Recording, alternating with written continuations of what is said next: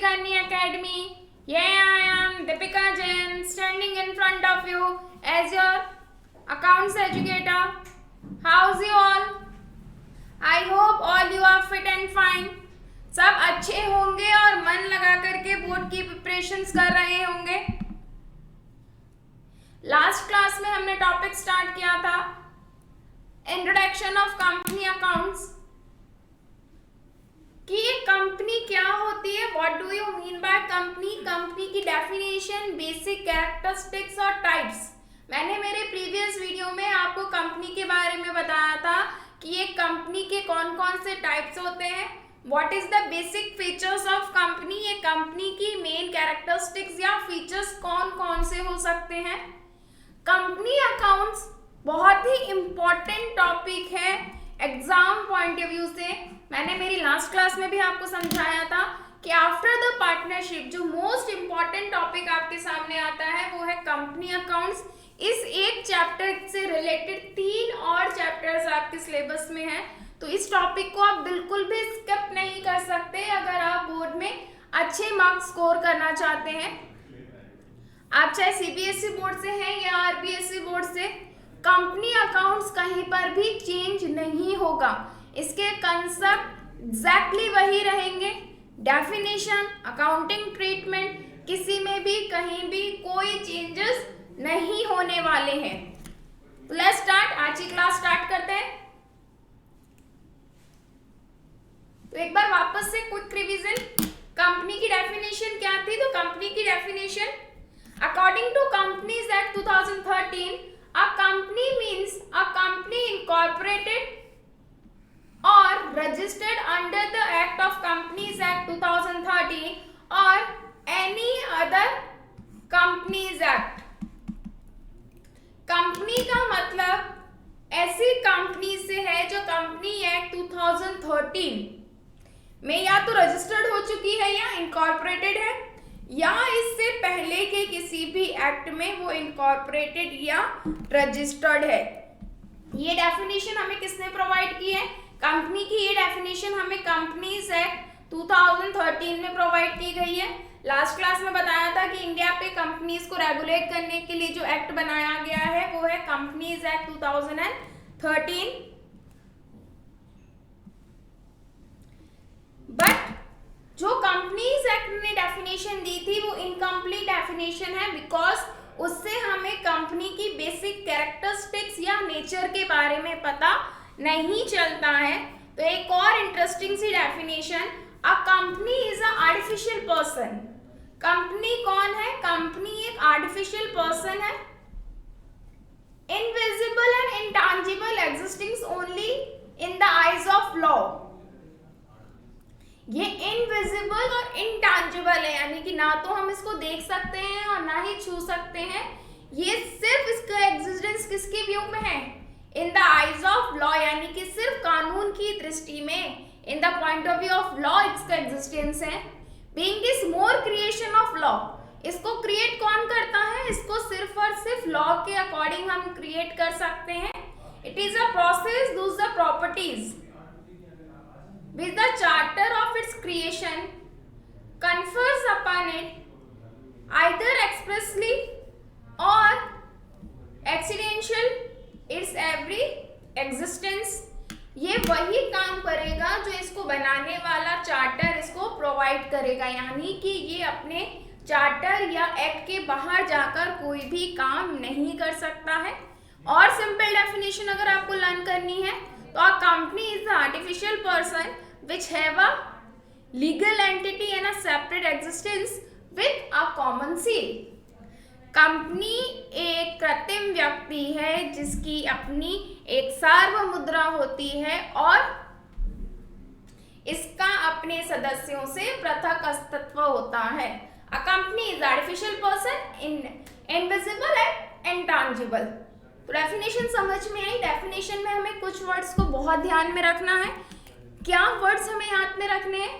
First, it is artificial person, invisible, intangible, existing only in the eyes of law.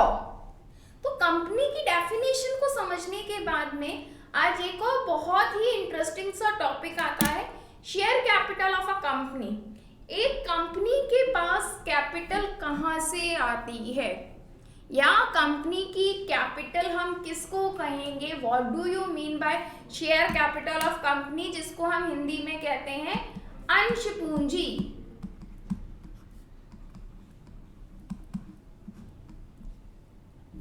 A company being an artificial person cannot generate its own capital. Company एक artificial person है, ना कि natural person. एक natural person क्या होता है, for example एक solo traders है, उसने क्या किया, उसके पास उसकी जो सेविंग्स थी उसको उसने बिजनेस में इन्वेस्ट कर दिया, तो वो किसकी, उसकी खुद की कैपिटल है, own capital. But since a company is artificial person, तो इसकी खुद की कोई कैपिटल नहीं हो सकती, इसीलिए ये क्या करती है, which has necessarily to be collected from several persons. तो ये जो अदर लोग हैं, अदर पर्सन्स हैं, उनसे अमाउंट को कलेक्ट करती है। These person known as shareholders. जो कंपनी को अपना अमाउंट देते हैं, ये कंपनी के अंदर अमाउंट को कंट्रीब्यूट करते हैं, उनको क्या कहा जाता है, share holders. And the amount contributed bye दम, और जो अमाउंट वो कंट्रीब्यूट करते हैं कंपनी में, it's known as share capital. कि एक कंपनी आर्टिफिशियल पर्सन है तो वो अपनी कैपिटल को खुद जनरेट नहीं कर सकती, इसीलिए वो लोगों से पैसा लेती है। तो जो लोग कंपनी को पैसा देते हैं या अमाउंट कंट्रीब्यूट करते हैं, उनको क्या कहा जाता है, शेयर होल्डर्स, यानी कि अंशधारक। और जो अमाउंट वो कंट्रीब्यूट करते हैं उसको हम क्या कहते हैं, share capital. The amount contributed by the person in the company is known as share capital, and the person who contribute is known as share holder. तो बहुत क्लियर सी डेफिनेशन है किसकी, शेयर कैपिटल की, कि शेयर कैपिटल का मतलब एक company अपने पर्सन से या लोगों से जो पैसा लेती है उसको क्या कहा जाता है, शेयर कैपिटल, यानी अंश पूंजी। और जो लोग कंपनी को पैसा देते हैं, यानी कि अमाउंट दे रहे हैं, अमाउंट कंट्रीब्यूट कर रहे हैं, उसको हम क्या कहेंगे, शेयर होल्डर्स। जिसने दिया वो कौन हुआ, शेयर होल्डर्स। जो दिया वो क्या कहलाया, शेयर कैपिटल। कैसे, राम ने 1 लाख रुपीस के शेयर परचेज किए, एज इट इज। तो राम कौन हुआ, राम को कहा जाएगा शेयर होल्डर, क्योंकि इसने कंपनी को अमाउंट दिया, कितने रुपीस का अमाउंट दिया, 1 लाख रुपीस का। तो ये 1 लाख रुपीस क्या कहा जाएगी, शेयर कैपिटल। तो जितना अमाउंट हम कंट्रीब्यूट कर रहे हैं, द अमाउंट नोन है शेयर कैपिटल। और हु कंट्रीब्यूट द अमाउंट, जो कंट्रीब्यूट कर रहा है, उस पर्सन को हम क्या कहते हैं, उस पर्सन को हम शेयर होल्डर कहते हैं।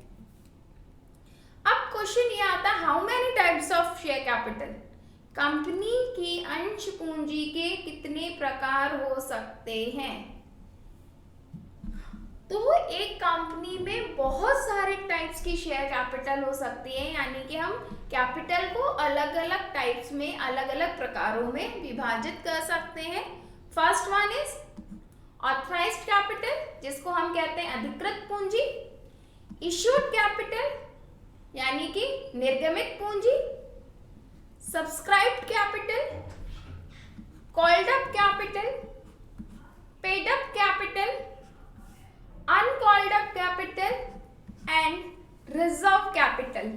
जो बच्चे हिंदी मीडियम से हैं उनके लिए भी एक सजेशन कि आपको ये वर्ड्स इंग्लिश में ही आने चाहिए, बिकॉज क्वेश्चन आपको इंग्लिश में ही सॉल्व करना है।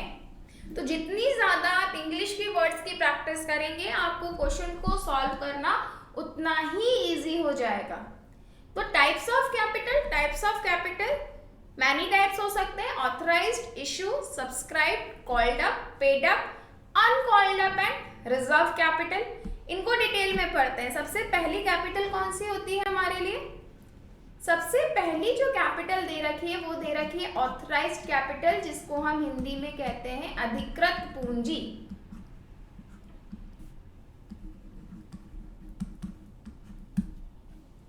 Authorized capital is the amount of share capital which a company is authorized to be issued by its memorandum of association.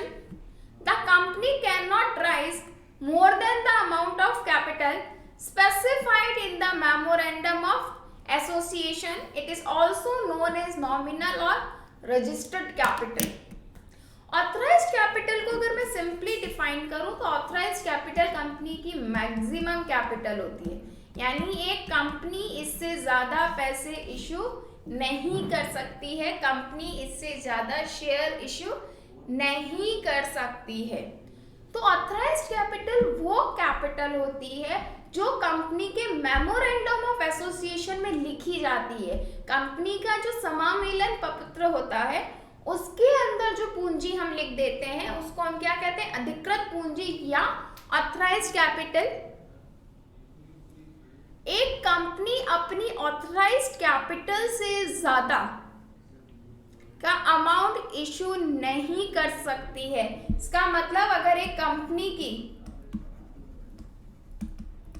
Authorised capital आपको दे रखी है कि ये कंपनी को कितनी की परमिशन दे रखी है, 50 लाख रुपीस की, इसका मतलब कंपनी अपनी पूरी लाइफ में 50 लाख रुपीस से ज्यादा की कैपिटल इश्यू नहीं कर सकती है। वो अपनी पूरी लाइफ में कंपनी की ज्यादा से ज्यादा कितने रुपए इशू कर पाएगी, 50 लाख रुपीस। इसीलिए इसे कहा जाता है ऑथराइज्ड। यानी कंपनी लॉ से जब कंपनी फॉर्म हुई तो जब हम कंपनी रजिस्ट्रार के पास गए तो कंपनी रजिस्ट्रार ने हमें जितनी परमिशन दी है कैपिटल इश्यू करने की वो कहलाती है ऑथराइज्ड कैपिटल। दैट्स वाई इसको रजिस्टर्ड कैपिटल भी कहा जाता है। तो ऑथराइज्ड कैपिटल वो कैपिटल है जिसे कंपनी ने अपने मेमोरेंडम ऑफ एसोसिएशन में लिख दिया है। पार्षद सीमा नियमों के अंदर जिसको हमने लिख दिया है वो कंपनी की ऑथराइज्ड या रजिस्टर्ड कैपिटल कहलाती है। एक कंपनी अपनी ऑथराइज्ड कैपिटल से ज्यादा कैपिटल इशू नहीं कर सकती है। That's why it's called a maximum capital of company. हाँ, अगर कंपनी चाहे तो एमओए में चेंजेस करके, यानी कि मेमोरेंडम ऑफ एसोसिएशन में चेंजेस करके अपनी ऑथराइज्ड कैपिटल को चेंज कर सकती है और उसके बाद में एक्स्ट्रा शेयर्स को वो इशू कर सकती है। तो फर्स्ट कैपिटल समझ में, ऑथराइज्ड का मतलब जिसको आपने एमओए में लिखा है, मेमोरेंडम ऑफ एसोसिएशन, यानी कि पार्षद सीमा नियमों के अंदर लिख दिया है, वो कौन सी कैपिटल कहलाई आपकी, ऑथराइज्ड कैपिटल। इसको हम क्या कह सकते हैं, इसको हम मैक्सिमम कैपिटल भी कह सकते हैं। और एक कंपनी इससे ज्यादा के कैपिटल इशू नहीं कर सकती है। ऑथराइज्ड कैपिटल के बाद में next one is issued capital, जिसको हम कहते हैं निर्गमित पूंजी। हिंदी में इसको क्या कहा जाएगा, निर्गमित पूंजी। तो निर्गमित पूंजी it is the part of authorised capital which is actually issued to the public for the subscription, including the share allotted to vendors, signatories to a company's memorandum. The authorized capital which is not offered for the public subscription is known as unissued capital. सबसे easy definition, authorised capital का वो part जिसको आपने public को issue कर दिया है for the subscription, यानी आप पब्लिक को इनवाइट कर रहे हो कि इतने शेयर आप हमारे यहाँ आकर के परचेज करो, तो इट्स कॉल्ड इशूड कैपिटल। और जो अभी तक पब्लिक को सब्सक्रिप्शन के लिए इशू नहीं हुई है, अनइशूड कैपिटल। अभी हाल मैंने आपको क्या बोला कि ऑथराइज्ड कैपिटल, सपोज दैट आपकी अभी आपकी मान लो ऑथराइज्ड कैपिटल मैंने 50 लाख रुपीस बताई थी।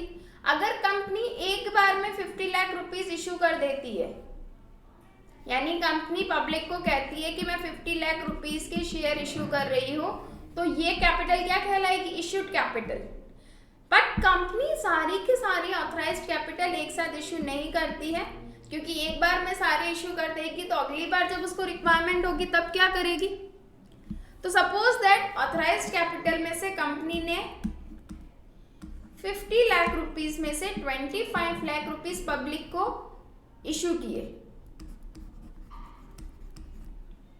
तो ये क्या कहलाए? Issued capital.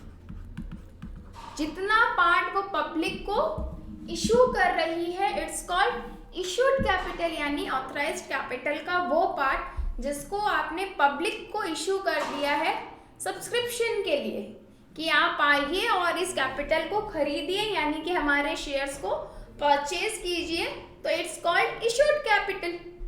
जो पार्ट अभी तक उसने पब्लिक को इशू नहीं किया है अनइशूड कैपिटल कि 25 लाख तो उसने पब्लिक को इशू कर दिए, रिमेनिंग 25 लाख जो अभी भी वो नहीं इशू किए हैं वो क्या कहलाएगी? अनइशूड कैपिटल, जिसको अभी तक हमने पब्लिक को नहीं बेचा है, तो वो अनइशूड कैपिटल। जो पार्ट आप पब्लिक को इशू कर रहे हो, जहां आप पब्लिक को इनवाइट कर रहे हो कि आप आइए और हमारे शेयर्स को परचेज कीजिए, इशूड कैपिटल यानी कि निर्गमित पूंजी। और जो आपने अभी पब्लिक को नहीं बेची है, यानी जिसको आपने पब्लिक को इशू नहीं किया है, अनइशू कैपिटल। हाँ, इशूड कैपिटल में सिर्फ पब्लिक को इशू करना नहीं है, इसके साथ अगर आपने कोई एसेट्स एक्वायर्ड की, कोई संपत्ति परचेज की और उसका पेमेंट में आपने शेयर अलॉट कर दिए, तो वो भी इशूड कैपिटल का पार्ट माना जाता है। And signatories of company, company के जो प्रमोटर्स होते हैं, जिन्होंने कंपनी को बनाया है, कंपनी के जो प्रवर्तक होते हैं, जो कंपनी के ओनर होते हैं, जिन्होंने कंपनी को क्रिएट किया है, उन्होंने कुछ शेयर्स अगर परचेज किए हैं तो वो भी इशूड कैपिटल का पार्ट माने जाते हैं। तो इशूड कैपिटल बहुत सिंपल सी लाइन, अगर ज़्यादा आपको नहीं समझ में आता है तो इशू कैपिटल ऑथराइज्ड कैपिटल का वो पार्ट होता है जिसको हम पब्लिक को सब्सक्रिप्शन के लिए इशू कर देते हैं। अब इश्यूड कैपिटल से रिलेटेड एक और कैपिटल होती है सब्सक्राइब्ड कैपिटल। सब्सक्राइब्ड कैपिटल का मतलब आपने कंपनी ने कितने के शेयर इशू किए थे? 25 लाख रुपीस का ऑफर दिया पब्लिक को, बट इस 25 लाख में से पब्लिक ने कितने परचेज किए? It is the part of issued capital which has been actually subscribed by the public। कि मैं तो 25 लाख रुपीस के शेयर बेचना चाहती हूँ, पर सपोज दैट पब्लिक ने सिर्फ 20 लाख के ही शेयर्स आपसे परचेज किए, तो आपकी सब्सक्राइब कैपिटल कितनी होगी? 20 लाख की, जो एक्चुअली किसने परचेज कर लिए हैं? पब्लिक ने। सब्सक्राइब्ड कैपिटल का मतलब इश्यूड कैपिटल यानी निर्गमित पूंजी का वो पार्ट जो एक्चुअली पब्लिक के द्वारा परचेज कर लिया जाता है। इश्यूड कैपिटल में तो आपने पब्लिक को सेल करने के लिए ऑफर दिया है, बट पब्लिक जरूरी थोड़ी है कि आपका पूरा अमाउंट सेल कर ले, यानी पूरा का पूरा अमाउंट परचेज कर ले। सपोज दैट अगर वो ये पूरा का पूरा अमाउंट परचेज कर लेती तो आपकी इश्यूड और सब्सक्राइब कैपिटल दोनों का एक ही अमाउंट चलता। और बिजनेस में मोस्टली ऐसा ही होता है कि इश्यूड और सब्सक्राइब दोनों कैपिटल इक्वल होती है, क्योंकि कंपनी जितना ऑफर करती है पब्लिक उतने ही शेयर्स को क्या कर लेती है? परचेज कर लेती है। इसीलिए इश्यूड और सब्सक्राइब कैपिटल इक्वल्स होती हैं, बट दोनों की डेफिनेशन में बहुत फर्क है। इशू का मतलब ऑथराइज्ड कैपिटल का वो पार्ट जो पब्लिक को इशू किया गया है, और सब्सक्राइब का मतलब इशू कैपिटल का वो पार्ट जो एक्चुअली पब्लिक ने आपसे परचेज कर लिया है।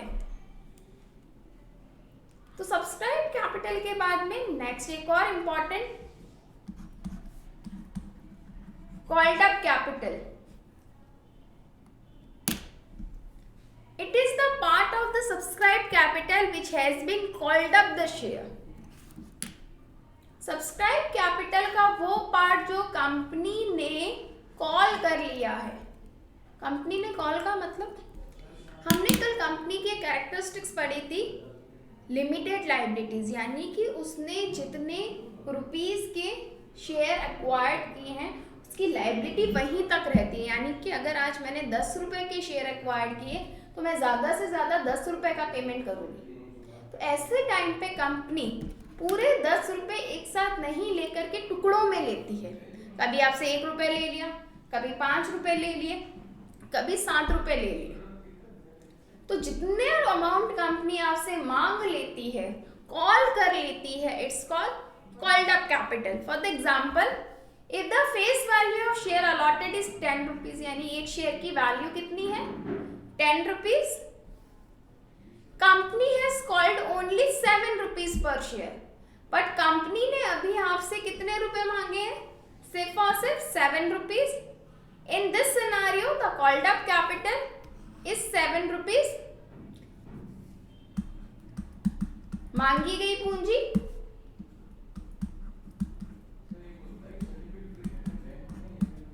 जितना अमाउंट कंपनी कॉल कर रही है 10 रुपए है, आपको कंपनी को कितना पेमेंट करना है 10 रुपीज का, बट कंपनी आपसे अभी कितने रुपीज मांग रही है 7 रुपीज। तो 7 रुपीज आपके लिए क्या कहलाएगी, कॉल्ड अप कैपिटल। तो जो अमाउंट कंपनी आपसे ले लेती है, जिस अमाउंट का आपको कंपनी को पेमेंट करना है, इट्स कॉल्ड अप कैपिटल। तो बहुत सिमिलर से वर्ड है जिसको आपको समझना बहुत जरूरी है। अब यहीं पे अगर मैं आपसे पूछूं अनकॉल्ड अप कैपिटल, तो अनकॉल्ड अप कितनी हुई, 10 में से 7 रुपीज पे आपने कॉल कर लिया है, तो जो रिमेनिंग 3 रुपीज है वो क्या है अनकॉल्ड अप।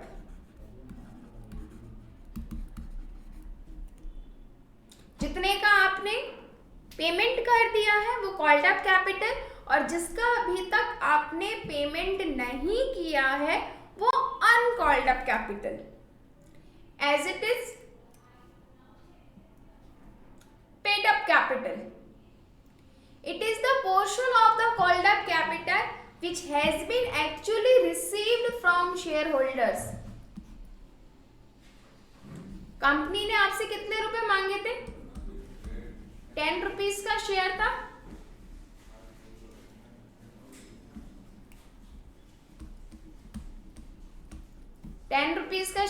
कंपनी ने आपसे 7 रुपीज कॉल किए, वो आपसे कितने रुपए मांग रही है अभी 7 रुपीज, बट आप कहते हो सर मेरे पास अभी 7 नहीं है 6 रुपीज ही है, मैं कितने पे करूंगा 6 रुपीज। तो ये आपकी क्या हो जाएगी पेड अप कैपिटल,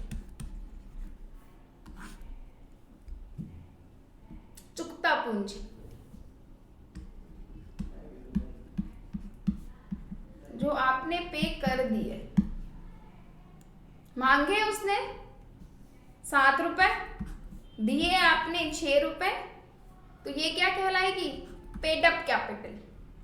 और जो 1 रुपीज नहीं दिए हैं, वो 1 रुपीज की 7 में से आपने 6 रुपीज दिए, तो जो 1 रुपीज नहीं दिए हैं वो कहलाता है कॉल्स इन एरियर, बकाया मांग। कि आपने कॉल तो किया था, मांगे तो थे, पर उसने आपको भुगतान नहीं किया। You have called but they did not पे। तो पेड अप कैपिटल का मतलब, paid up capital is the part of called up capital which is actually paid by the share holders.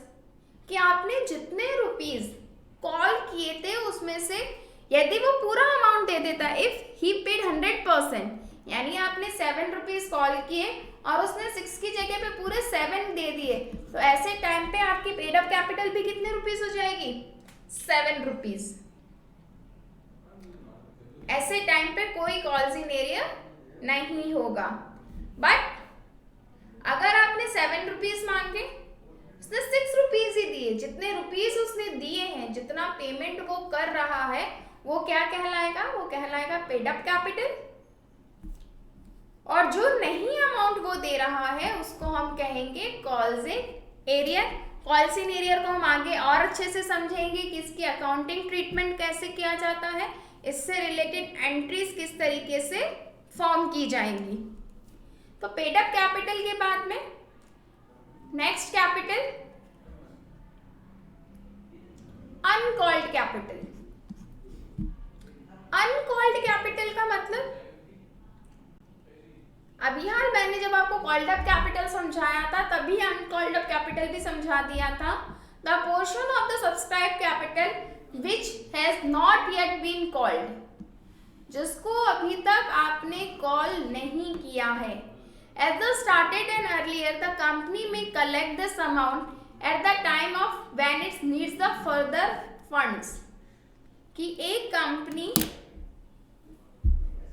अपने शेयर से ज़्यादा का अमाउंट नहीं ले सकती, यानी कि अगर कंपनी ने 1 लाख रुपीस की कैपिटल इशू कर दी है तो शेयर होल्डर ज़्यादा से ज़्यादा का कितने का पेमेंट करेंगे, 1 लाख रुपीस का। तो कंपनी इस 1 लाख रुपीस को एक बार में नहीं लेकर के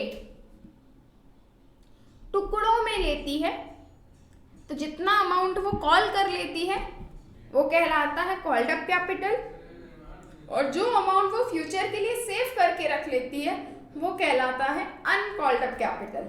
वही एग्जांपल, एक शेयर की फेस वैल्यू थी 10 रुपीस, उसको आपने कॉल किए, यानी कि आपने कॉल्ड अप कैपिटल में कितने रुपए मांग लिए, 7 रुपीस। रिमेनिंग 3 रुपीस आप कह रहे हो फ्यूचर में कभी मांगोगे, अभी नहीं मांग रहे हो, तो ये रिमेनिंग 3 रुपीस क्या कहलाएंगे, अनकॉल्ड कैपिटल,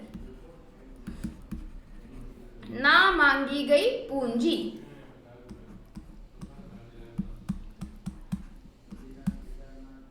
जिसको अभी तक आपने नहीं मांगा है। तो ऐसा अमाउंट, ऐसा पोर्शन जो अभी तक कंपनी ने कॉल नहीं किया है, it's called uncalled up capital. Uncalled up capital के साथ में ही एक और बहुत सिमिलर सा वर्ड है, रिजर्व कैपिटल, जिसको कहा जाता है संचय पूंजी। कई बार कंपनी कुछ अमाउंट ऑफ कैपिटल को सिर्फ और सिर्फ तभी कॉल करती है जब कंपनी वाइंड अप होगी, यानी कि जब कंपनी को बंद किया जाएगा तब लायबिलिटीज का पेमेंट करने के लिए भी तो आपको कैश की रिक्वायरमेंट होगी, कि आप कंपनी को बंद कर रहे हो और तब अगर आपको कैश की रिक्वायरमेंट हुई और आपने 100% कैपिटल कॉल कर रखी थी, यानी 10 के 10 रुपए पूरे आप मांग चुके थे, तो ऐसे टाइम पे अब शेयर होल्डर आपको कोई पेमेंट नहीं करेगा। तो कई बार कंपनी सेफ एंड साइड इस 10 रुपीज का कुछ अमाउंट, फॉर एग्जाम्पल ये 1 रुपीज ही सेव करके रखती है कि ये कब मांगे जाएंगे, ओनली वाइंड अप, कि जब कंपनी बंद होगी, वाइंड अप का मतलब होता है बंद होगी, हम तभी इस अमाउंट को कॉल करेंगे। तो ऐसे टाइम पे ये 1 रुपीज क्या कहलाएंगे, ऐसे टाइम पर ये 1 रुपीज कहलाएंगे reserve capital. A company may reserve a portion of its uncalled capital to be called only the event of wind up of company, such uncalled capital is known as reserve capital. यानी uncalled capital का वो part जिसको आपने save करके रखा है wind up के लिए, कि उस अमाउंट को हम तभी कॉल करेंगे जब कंपनी बंद होगी, यानी अगर कंपनी बंद नहीं होगी तो उस अमाउंट को हम कभी भी कॉल नहीं करेंगे। तो ऐसा अमाउंट, वो कैपिटल जो सिर्फ और सिर्फ कब कॉल की जाती है, at the time of wind up, company के बंद होने के समय ही हम उसे कॉल करेंगे, तो इट्स कॉल्ड रिजर्व कैपिटल। तो आज हमने बहुत सारे टाइप्स पढ़े, authorised capital, issued capital, subscribe capital, called up capital, paid up capital, uncalled up capital capital और रिजर्व कैपिटल, ये सारी डेफिनेशंस आपके लिए बहुत इंपॉर्टेंट है। इनमें से कोई भी एक डेफिनेशन आपके 1 मार्क्स के क्वेश्चन में बोर्ड में आपसे डेफिनेटली पूछी जा सकती है कि what do you mean bye authorised capital, what is subscribed capital, defined reserve capital.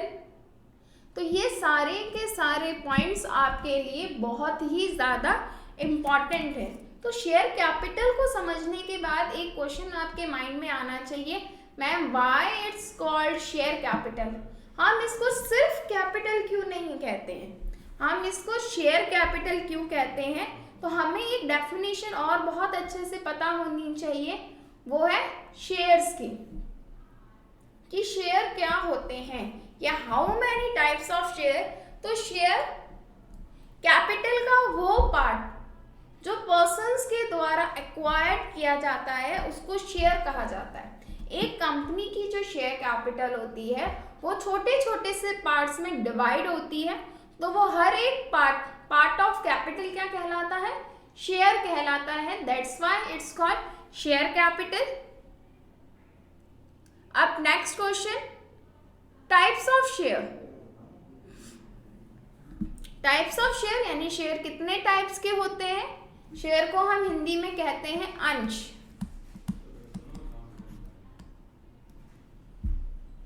तो शेयर्स 2 टाइप्स के होते हैं, equity share and preference shares. Theoretically most important question है एग्जाम पॉइंट ऑफ व्यू से। कंपनी अकाउंट की theory आपको बहुत अच्छे से आनी चाहिए। एग्जाम में इससे रिलेटेड थ्योरिकल बहुत सारे क्वेश्चंस निकल के आते हैं कि शेयर्स क्या होते हैं, कंपनी क्या होती है, difference between equity and preference shares, subscribed capital, paid up capital, बहुत सारे थ्योरिकल क्वेश्चंस इसमें से निकल करके आएंगे और इसकी थ्योरी मोस्ट इंपॉर्टेंट है। तो टाइप्स ऑफ शेयर से पहले, शेयर का मतलब it's a part of capital. Company की जो कैपिटल है वो छोटे छोटे से पार्ट्स में डिवाइड होती है और हर एक पार्ट को क्या कहा जाता है, शेयर कहा जाता है या अंश कहा जाता है। शेयर्स कितने टाइप्स के होते हैं? शेयर्स 2 टाइप्स के होते हैं, इक्विटी शेयर्स और प्रेफरेंस शेयर्स। हिंदी में अगर हम इनको कहें तो इक्विटी का मतलब होता है समता अंश और प्रेफरेंस शेयर्स का मतलब होता है पूर्वाधिकारी अंश।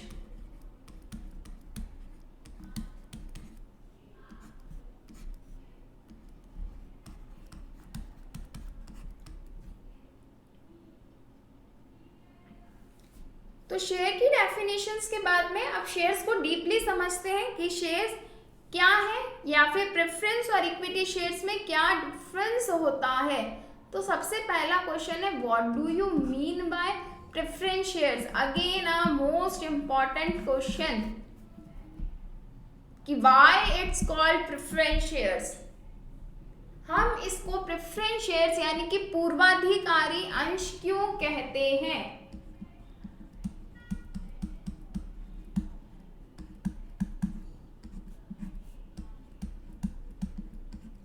पूर्वाधिकारी प्रेफरेंस का मतलब किसी एक पर्सन को देने से पहले कुछ प्रेफरेंस देना, कि हम किसी को पेमेंट करने से पहले आपको फर्स्ट पेमेंट करेंगे, आपका फर्स्ट प्रेफरेंस है ये। हम नहीं कहते लेडीज बिकम फर्स्ट, इसका मतलब मैन से पहले किसको दिया जाएगा, वुमेन्स को दिया जाएगा। तो प्रेफरेंस का मतलब हम किसी को फर्स्ट प्रायोरिटी देते हैं। तो as it is according to companies act 2013 section 43, preference share पे कौन सा सेक्शन अप्लाई होता है? कंपनीज एक्ट का सेक्शन 43 यानी धारा 43 में प्रेफरेंस शेयर्स को डिफाइन किया गया है। इसके according it's care 2 preferential rights.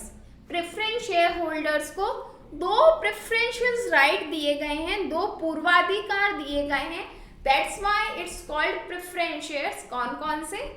First है, it's carry a preferential right to dividend to be paid either as a fixed amount payable to a preference share holder or a amount calculated by a fixed rate of the nominal value of each before any dividend paid to holder.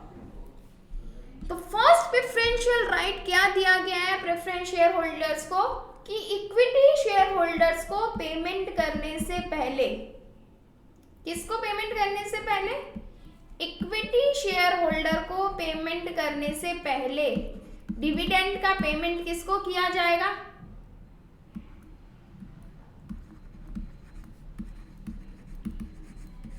Paid to preference share holder.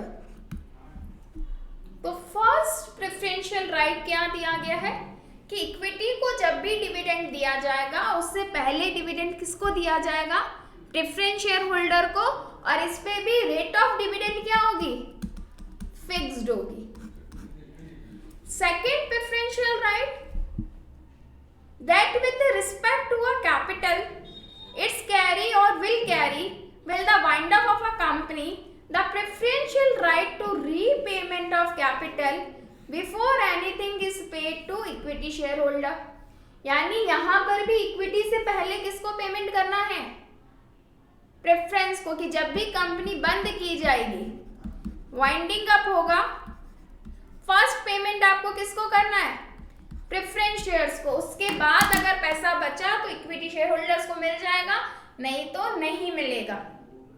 Now you understand why it's called preference share. इनको पूर्वाधिकारी अंश क्यों कहा जाता है, क्योंकि इनको equity share holders के कंपैरिजन में टू प्रेफरेंशियल राइट्स दिए गए हैं। First preferential right of dividend and second preferential right is repayment of capital. जब भी कंपनी डिविडेंड डिक्लेयर करेगी सबसे पहले डिविडेंड का पेमेंट किसको किया जाएगा, प्रेफरेंस शेयर होल्डर्स को, देन इक्विटी को। एज इट इज जब भी कंपनी बंद होगी फर्स्ट प्रेफरेंस पेमेंट का किसको जाएगा, प्रेफरेंस शेयर होल्डर्स को। उसके बाद में हम किसको पेमेंट करेंगे, इक्विटी शेयर होल्डर्स को। Rate of dividend preference shares पे क्या होती है, फिक्स्ड होती है। तो प्रेफरेंस शेयर्स को समझने के बाद में नेक्स्ट इक्विटी शेयर होल्डर्स, समता अंशधारक। According to section 43 of companies act 2013, equity share is a share which not a preference shares. Company act में इक्विटी शेयर्स की कोई डेफिनेशन नहीं दे रखी है, यानी कहीं पर भी ये डिफाइन नहीं किया गया है कि what do you mean by equity shares, समता अंश क्या है। सिर्फ ये लिखा गया है कि वो अंश जो पूर्वाधिकारी अंश नहीं है, यानी कि this share which not a preference share is known as equity shares. In the other words, the share which do not enjoy any preferential rights in the payment of dividend or the repayment of capital are termed as equity or ordinary shares। यानी other words में क्या कह सकते हैं, वो सारे shares जिनको कोई भी प्रेफरेंशियल राइट नहीं दिया गया है, जिनके पास में कोई भी प्रेफरेंशियल राइट नहीं है, चाहे वो डिविडेंड के पेमेंट के रिगार्डिंग हो या रीपेमेंट ऑफ कैपिटल हो, उसको हम क्या कहेंगे, उनको हम कहेंगे प्रेफरेंशियल, उनको हम इक्विटी शेयर या ऑर्डिनरी शेयर कहेंगे। और इक्विटी शेयर होल्डर ही कंपनी के ओनर होते हैं, स्वामी होते हैं।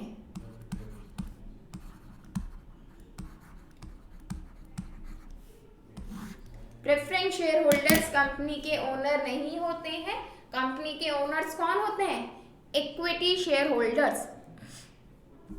इसी दोनों डेफिनेशंस को पढ़ने के बाद में एक बहुत important question exam point of view से आता है, right a difference between equity share holders and preference share holders.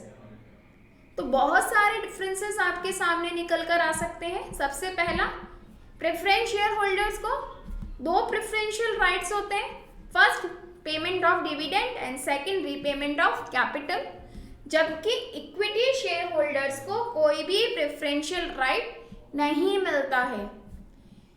Preference share holders पे रेट ऑफ डिविडेंड फिक्स होता है, जबकि इक्विटी शेयर होल्डर पे रेट ऑफ डिविडेंड फिक्स नहीं होता है। थर्ड, प्रेफरेंस शेयर होल्डर्स को वोटिंग राइट्स नहीं मिलते हैं। कंपनी के कोई भी डिसीजंस के टाइम पे प्रेफरेंस शेयर होल्डर्स वोटिंग नहीं कर सकते हैं, जबकि इक्विटी शेयर होल्डर्स के पास वोटिंग राइट्स अवेलेबल होते हैं। प्रेफरेंस शेयर होल्डर्स कंपनी के ओनर नहीं होते हैं, इक्विटी शेयर होल्डर्स कंपनी के ओनर होते हैं। तो ये सारे बेसिक डिफरेंस थे किनके बीच में, इक्विटी शेयर और प्रेफरेंस शेयर्स के बीच में। तो आज की क्लास की हर एक डेफिनेशन बहुत इंपॉर्टेंट है, 110% श्योर हूँ। आज की इस वीडियो से एग्जाम में कम से कम 3 से 4 क्वेश्चंस आपको मिलेंगे। इक्विटी शेयर पूछे जा सकते हैं, प्रेफरेंस शेयर आपसे पूछे जा सकते हैं, डिफरेंस पूछा जा सकता है इक्विटी एंड प्रेफरेंस में, types of share capital exam में पूछी जा सकती है, कोई भी एक टाइप्स आपसे पूछा जा सकता है, चाहे वो इशूड कैपिटल हो, सब्सक्राइब कैपिटल हो या पेड अप कैपिटल हो। तो आज की क्लास का एक क्विक रिवीजन, आज की क्लास में हमने क्या क्या चीजें पढ़ी। आज की क्लास में हमने इक्विटी शेयर कैपिटल और प्रेफरेंस शेयर्स को पढ़ा कि इक्विटी शेयर्स क्या होते हैं और प्रेफरेंस शेयर्स क्या होते हैं। तो प्रेफरेंस शेयर्स वो होते हैं जिनको 2 प्रेफरेंशियल राइट्स दिए जाते हैं comparatively to equity share holders. First, right of dividend and second, right of repayment of capital. Equity share holders जिनको कोई भी राइट नहीं दिया जाता है। देन शेयर कैपिटल, एक बिजनेस, एक कंपनी, आर्टिफिशियल पर्सन थी तो उसके पास में कोई भी ओन कैपिटल नहीं है, इसीलिए वो पब्लिक से कैपिटल लेती है। तो जो लोग बिजनेस में या कंपनी में कंट्रीब्यूट करते हैं वो शेयर होल्डर्स कहलाते हैं, और जो अमाउंट वो कंट्रीब्यूट करते हैं उसको हम क्या कहते हैं, शेयर कैपिटल। बहुत सारे टाइप्स पढ़े, authorise, paid up, subscribed, uncalled up and reserve capital. आज की क्लास से रिलेटेड कोई भी अगर आपको डाउट है तो कमेंट सेक्शन में जरूर लिखिएगा, मैं उसको डेफिनेटली दूर करने का ट्राई करूंगी। बोर्ड के अंदर आप अच्छा स्कोर करना चाहते हो तो आपको डेफिनेटली इससे रिलेटेड कंसेप्ट्स को पढ़िए। एग्जाम में गारंटी लेती हूँ 2 से 3 क्वेश्चन आपको आज की वीडियो से मिलेंगे। मेरे साथ ऐसे ही बने रहिए। नेक्स्ट क्लास में कंपनी अकाउंट से रिलेटेड और नए टॉपिकों पे हम डिस्कशन करेंगे। Thanks for the watching.